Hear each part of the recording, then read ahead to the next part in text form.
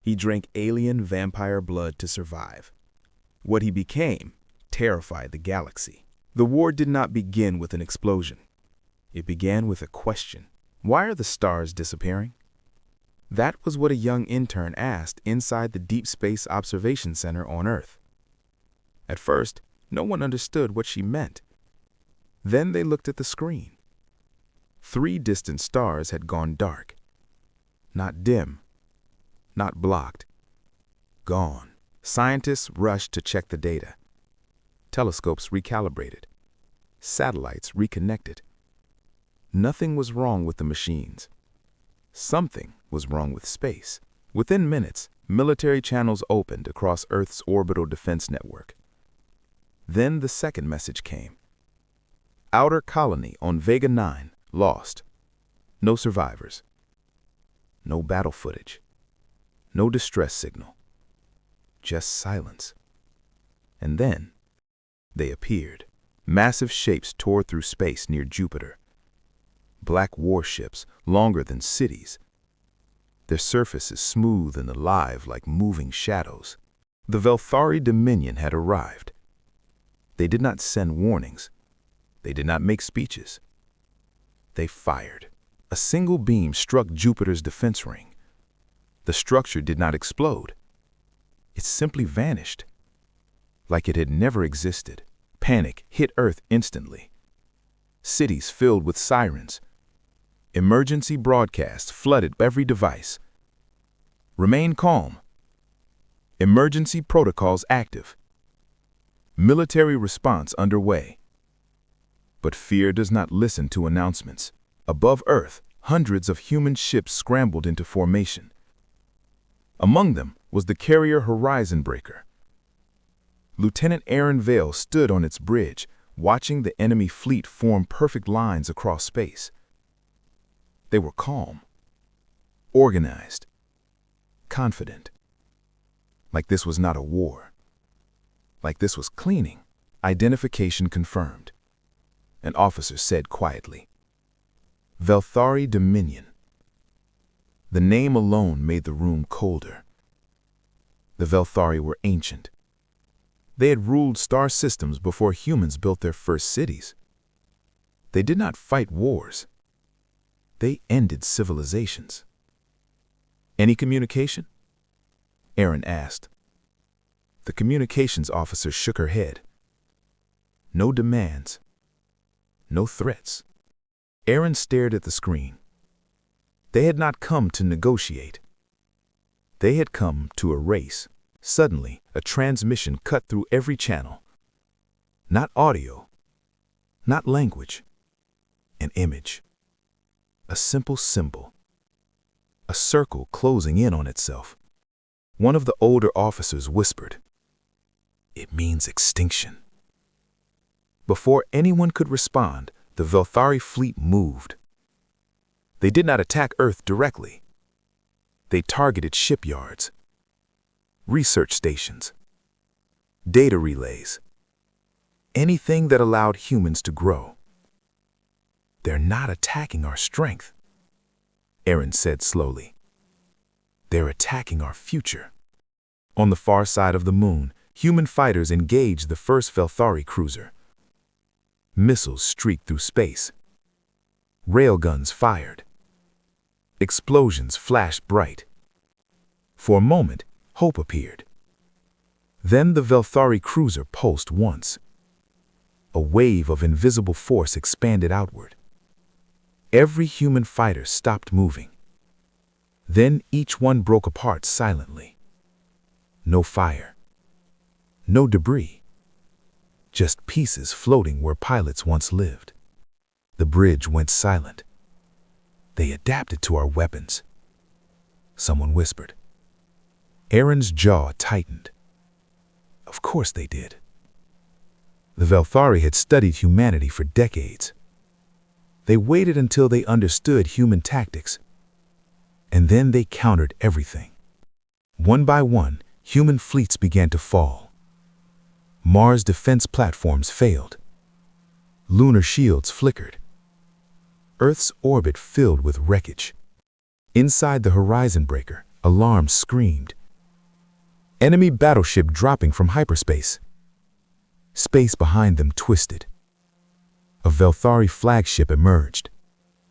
It dwarfed every human ship combined. Its surface glowed faintly with dark energy. Aaron felt something heavy settle inside him. This was not a battle. This was a demonstration. "Order, sir?" An officer asked, voice shaking. Aaron did not look away from the screen. "Evacuate civilians first." "Sir, if we pull back now, we lose orbit." "We already lost orbit. Now we buy time." The Velthari flagship fired. A beam struck the horizon breaker directly. The ship shook violently. Metal tore. Lights exploded. Gravity flickered. "Hull breach on decks 7 through 12. Another beam hit. This one carved through the port side. Screams echoed through comms. Aaron grabbed the railing as the bridge tilted. He opened a fleet-wide channel. "This is Lieutenant Aaron Vale," he said steadily. "All non-military vessels retreat behind Earth's shield. Defense units hold formation. Protect evacuation corridors." "Sir, we can't stop them," a captain shouted back.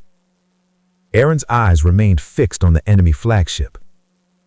"We don't stop them. We slow them." The Velthari ships moved closer. Confident. Certain. Humans were not ancient. Not advanced enough. Not dangerous enough. The horizon breaker lost power on multiple decks. Escape pods launched. Flames spread behind the bridge. "Sir, you need to leave," a young officer pleaded. Aaron looked at Earth through the cracked viewport. Blue oceans. White clouds. Billions of lives. If the Velthari reached the surface, humanity would end in hours. He made a decision. "Set manual thrusters to maximum," he ordered. The officer froze. "Sir, that's a collision course." "Yes," Aaron replied calmly. The carrier turned slowly, pointing directly at the Velthari flagship. Reactor alarm screaming. Hull integrity collapsing.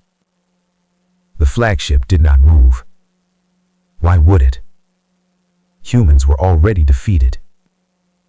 Aaron whispered quietly, "You should have learned more about us." The horizon breaker accelerated. Faster. Faster. The bridge filled with fire. Then, impact. A massive explosion lit up space near Earth. The Velthari flagship staggered. Not destroyed, but damaged. For the first time since arriving near Earth, the Dominion fleet hesitated. They had not expected sacrifice without fear. They had not expected resistance without hope. Beneath the burning wreckage, a broken section of the carrier drifted silently. Inside it, pinned under twisted metal, Aaron Vale lay bleeding. His armor cracked. His breathing shallow. His suit spoke softly inside. Oxygen critical. Heart failure imminent. Neural shutdown in 40 seconds. He could not feel his legs. He could barely feel his hands. Above him, pieces of both human and Velthari ships drifted like broken stars. Earth still turned in the distance, unaware that one of its defenders was about to disappear. Aaron tried to breathe. The air tasted like metal and blood. He smiled faintly. Humans had always been good at dying for impossible causes. 30 seconds. His vision blurred. Then, the stars shifted. Not because of gravity, because something moved between them. At first, it looked like a shadow, a darker shape inside darkness. It did not arrive in a ship. It did not open a jump gate. It simply appeared. Tall.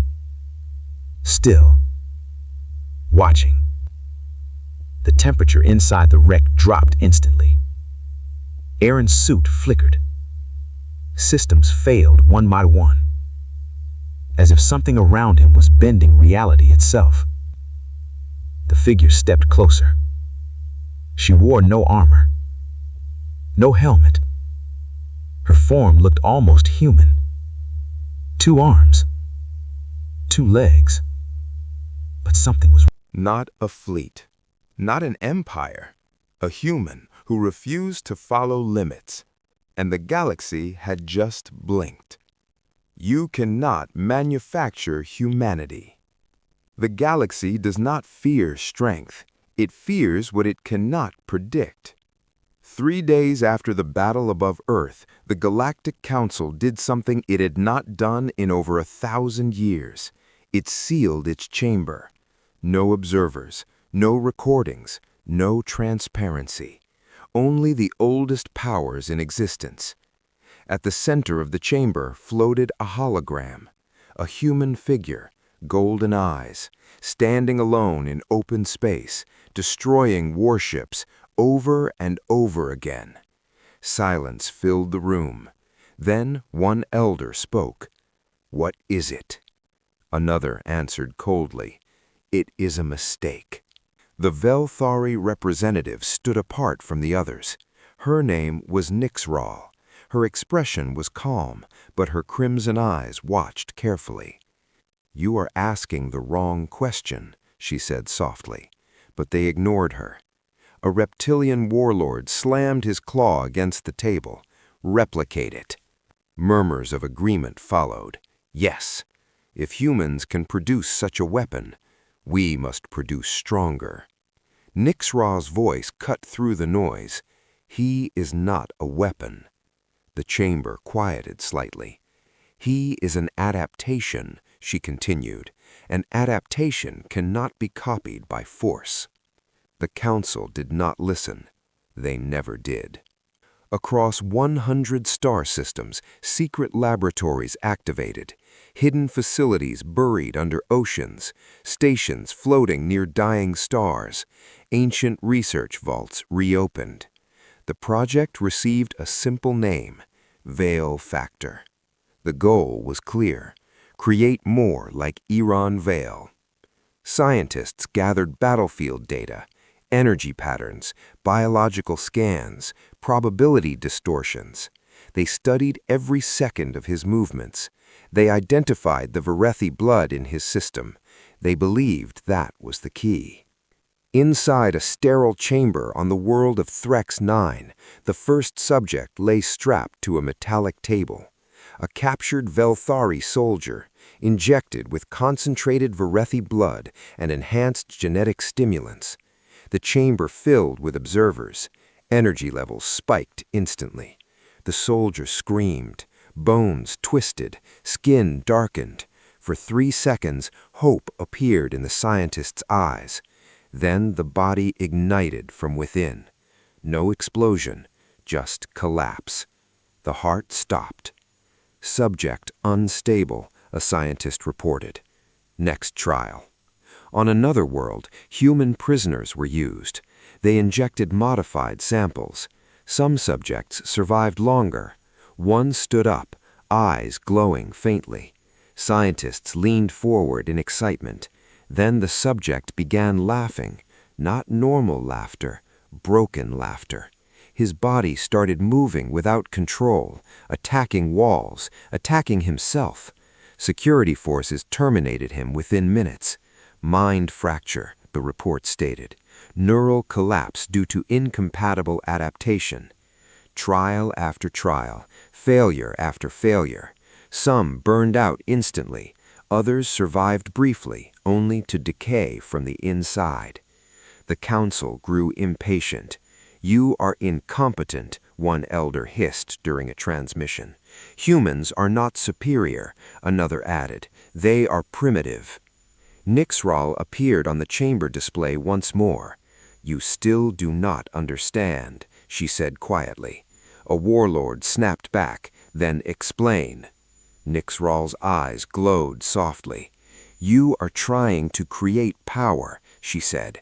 "Humans do not chase power." The chamber fell silent. "They chase solutions." On Earth, humanity was doing something very different. Instead of cloning Iran, they studied him, not to recreate him, to understand the pattern. Human engineers analyzed how his body responded to energy. They discovered something simple. Iran did not overpower attacks. He adapted in real time. His nervous system rewrote responses instantly. His cells learned from impact. So instead of copying his blood, humans redesigned their armor, adaptive plating that shifted density under fire, weapons that recalibrated mid-shot, ships that rewrote shield frequencies automatically. They did not try to become him. They improved themselves. Back in the secret Velfari lab on Threx 9, desperation turned dangerous. "Stabilize it with machine integration," a scientist suggested. "If biology fails, reinforce it." The next subject was fused with cybernetic stabilizers, artificial neural regulators, forced evolution. For a moment, it worked. The subject stood, eyes glowing gold, energy pulsing. The chamber filled with quiet celebration. Then the subject looked at his own reflection in the glass and began tearing himself apart. Metal ripped from flesh, blood sprayed across the chamber. "System rejection," someone shouted. The experiment ended in horror. On the council chamber, tension reached breaking point. "Why does it work in the human?" an elder demanded. Nixral answered slowly, "Because he did not ask for it." Silence. He did not seek power, he sought survival. The council's logic struggled with that. They believed strength was built by control. Humans believed strength came from refusal. Refusal to quit, refusal to stay broken, refusal to remain the same. Across space, Iran felt something strange. Faint echoes, failed attempts, signals of collapse. Not pain, patterns. He stood inside a human research station orbiting Earth, surrounded by scientists, watching him like both miracle and warning. "You don't need to turn others into me," he told them quietly. A senior engineer asked, "Then what do we do?" Iran placed his hand against an adaptive wall panel. The metal shifted gently under his touch. "You build systems that expect failure," he said, "and then grow stronger from it." Far away, the council made a final decision. If they could not copy humanity, they would erase it. An ancient file was unlocked, a forbidden weapon, older than most civilizations, the Quietus Array. Designed not to destroy planets, but to erase potential itself. Nixral felt it awaken. Her crimson eyes widened. "You are about to make the worst mistake in galactic history," she warned. But fear had already taken control, and fear does not adapt. It destroys. The extinction engine began to power up, and this time the war would not be limited to fleets. It would target the future itself. The day the future went silent, the colony did not scream, it did not burn, it did not explode, it simply stopped. On the edge of human space, the research world of Aster Vale rotated peacefully around a small blue star. It was a quiet place. Scientists lived there, engineers, families. They were building new shield systems, new adaptive reactors, new ideas. Then, at exactly 0317 station time, every signal ended. Not cut, not jammed, erased. The stars above the colony did not change, the planet did not crack, but something was missing. Inside Earth's orbital command, a technician frowned at his console. "Signal delay from Astor Vale," he muttered. He refreshed the screen. Nothing. He tried again. Still nothing. "Maybe it's a relay glitch," another said. They rerouted through secondary satellites. No response. They sent drones. The drones arrived 12 minutes later and transmitted something impossible. The colony buildings were still there, lights were still on, doors were open, but no one was inside. Not one body, not one machine running. Even animals were gone. It was like life had been removed from the planet carefully, cleanly, as if someone deleted it. Panic did not come at once. Confusion did. Then fear followed. In the Galactic Council chamber, ancient faces watched the same report. One elder spoke softly. "The Quietus array has fired." Another nodded. "First calibration successful." The Quietus array was not a weapon of fire. It was a weapon of removal. Where it struck, evolution stopped. Possibility stopped. Life unraveled. Nixral stood at the edge of the chamber, silent. Her crimson eyes were colder than before. "You have crossed a line," she said quietly. The elders did not respond. They believed this was necessary. Humanity was spreading too fast, changing too much, inspiring others. The array would erase key human systems, scientists, engineers, colonies that inspired adaptation. On Earth, silence turned into something powerful. Not cheering, not shouting, understanding. Humanity was no longer fighting to survive. It was fighting to redefine survival itself. Inside the council chamber, fear finally reached its peak. The extinction engine had failed, and humanity was still adapting. Nixral looked at the elders one last time. "You tried to erase the future," she said, "but you forgot something." The chamber lights flickered. "What?" an elder demanded. She smiled slightly. "Humans build new ones. The day the galaxy changed sides. Empires do not fall when they lose battles. They fall when they lose belief. The Quietus array had failed, not slowly, not quietly. It failed publicly. Across the galaxy, billions had watched the beam strike the human named Iran Vale. They had watched him disappear inside extinction light. They had expected silence. Instead, the beam shattered. For the first time in recorded history, the extinction engine did not erase, it hesitated. And hesitation spreads faster than fear. On the world of Sereth Prime, a minor council member turned off the live broadcast and whispered, "They stopped the array." On another planet, a fleet commander ordered his ships to hold position instead of advancing on human space. On a distant trade world, civilians began asking questions. If humans could survive the array, what else could they survive? Inside the Galactic Council chamber, panic no longer hid behind calm voices. Energy screens flickered. Delegates spoke over each other. "This was impossible. The array has never failed. Recalibrate and fire again." Nixral stood in the center of the chamber, silent. She did not smile. She did not speak. She simply watched them unravel.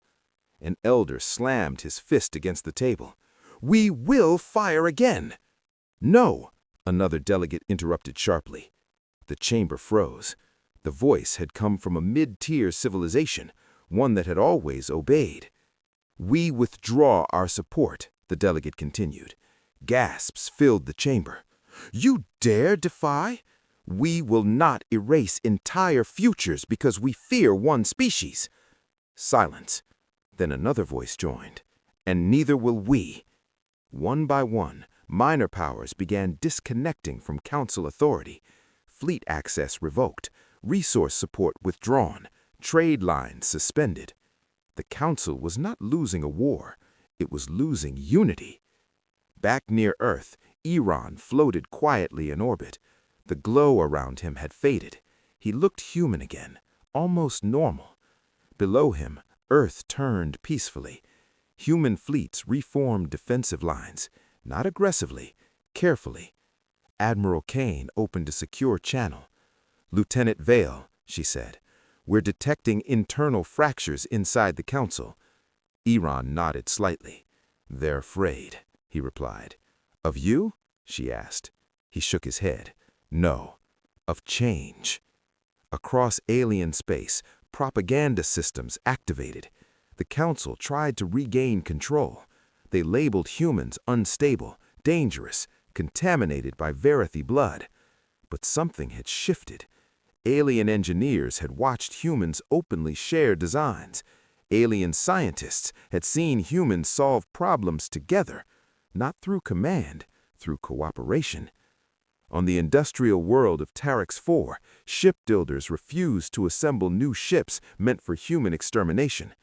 On Virel Station, data analysts leaked Quietus Array schematics to independent factions. Fear had changed direction. The Council realized something terrifying. Humanity was not conquering, it was influencing. Nixral finally spoke. "You are not losing to a weapon," she said calmly. "You are losing to an idea." An elder glared at her. "They will dominate us." "No," she replied. "They will outgrow you." Meanwhile, in human space, something even more dangerous was happening. Human engineers were not celebrating, they were upgrading.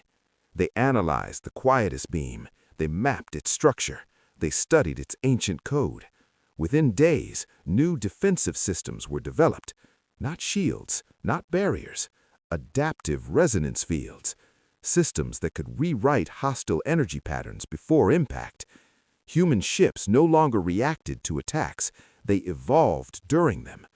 On the border of human territory, a Velthari fleet attempted one final offensive push. 3 cruisers entered engagement range. They fired synchronized beams. Human ships did not scatter, they did not retreat. They shifted formation mid-attack. Energy fields flickered. Beams bent harmlessly into deep space. Within minutes, the Velthari fleet pulled back, not destroyed, outmatched. Across the galaxy, observers watched quietly. The balance of power had changed, not because humans had stronger guns, because humans changed faster. Inside the council chamber, alarms sounded again. Multiple member worlds had formally declared neutrality. Others requested direct talks with human representatives. The elder who once demanded extermination spoke softly now. "What happens if we surrender?" The word felt heavy, unfamiliar. Nixral looked at the hologram of Earth slowly rotating in space. "Then," she said quietly, "you might survive." Far away, Iran stood inside a quiet observation deck overlooking Earth. He was no longer glowing, no longer terrifying, just calm. Nixral appeared behind him. "You broke them," she said. Iran shook his head. "No, they broke themselves." She studied him carefully. "You could take control now. The galaxy is unstable." Iran looked at Earth's oceans, its cities, its people rebuilding without panic. He replied, "We don't take control." "Then what do you take?" He smiled faintly. "Responsibility." Outside, the last loyal council fleets repositioned near the galaxy core. Desperate, cornered, and cornered empires make dangerous decisions. Deep between ancient stars, hidden beneath machines began activating again. Not warships, not fleets, star breakers, machines older than the council itself. Their purpose was simple. If control is lost, burn everything. Across the galaxy, suns flickered slightly, energy readings spiked. Astrophysicists panicked. "This isn't natural." On Earth, global observatories confirmed the truth. Multiple stars were destabilizing at once. If they detonated, entire sectors would die. Not human sectors, all sectors. This was not revenge. This was fear losing its mind. Inside the fractured council chamber, chaos filled the air. "You cannot activate the core protocol. We will not surrender to evolution." "It's not surrender, it's extinction," another shouted. Nixral stood still. Her ancient eyes watched civilizations argue like frightened children. "You are proving the humans right," she said quietly. They ignored her. They always did. Near Earth, Iran felt the shift instantly. Not like the quietest beam. This was larger, wider, like the galaxy itself was shaking. Admiral Kane's voice reached him. "Lieutenant, we're detecting stellar instability across 6 major systems." Iran looked toward the distant stars. He understood immediately. "They're going to burn the map," he said softly. Human command scrambled. Evacuation plans activated. Allied alien worlds sent urgent signals. Panic spread faster than before. This time it was not about survival. It was about existence. Nixral appeared beside Iran in orbit. "They cannot control you," she said, "so they will remove the board." Iran's face remained calm. "How many stars?" he asked. "Enough," she answered. Silence hung between them. For a moment, even he felt the weight. You cannot fight a fleet of stars. You cannot punch a supernova. But humans had never fought with fists alone. Iran closed his eyes. He reached outwards, not with power, with connection. Across human space, millions of minds were already working. Scientists calculating stellar fields, engineers designing containment structures, programmers rewriting gravity models. No single leader, no single order, just coordination. Humanity was not reacting, it was thinking. Iran opened his eyes. "We don't stop it." Nixral looked at him sharply. "Then what?" He replied, "We redirect it." Inside Earth's main research hub, teams worked without sleep. Adaptive resonance technology, originally built from studying Iran, was now scaled to planetary levels. Ships were repositioned, energy anchors deployed, allies joined. Even former council species contributed data, not because they were forced, because they understood. The first unstable star began to flare. Shock waves rippled across nearby systems. Iran moved, not toward the star,